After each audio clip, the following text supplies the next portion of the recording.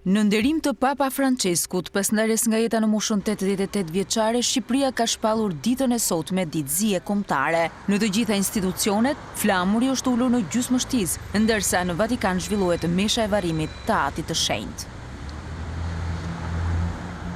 Vendimi marrë nga Këshilli i Ministrave këtë të njëjtë kërkoi që në të gjitha institucionet shtetërore dhe publike të ulej flamuri kombëtar në gjysmështisë, duke ftuar edhe stacionet radio-televizive, publike dhe private, që gjatë ditës së zisë kombëtare të transmetojnë muzikë funebër.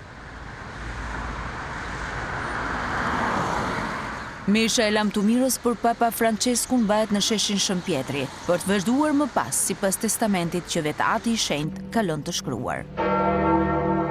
Në ceremoninë mortore merr pjesë edhe një delegacion nga Shqipëria, presidenti Begaj me bashkëshorten, ministri Igle Hasani dhe ministre Adea Pirdeni, ambasadore e Shqipërisë në Vatikan Majlinda Frangaj, si dhe krerët e komuniteteve fetare, kreu i Kishës Katolike Arjan Dodaj, kreu i komunitetit musliman Bujar Spahiu, kryegjyshi i Bektashinjve Haxhi Dede Edmond Brahimaj dhe kryepeshkopi ortodoksëve Imzot Joan Pelushi.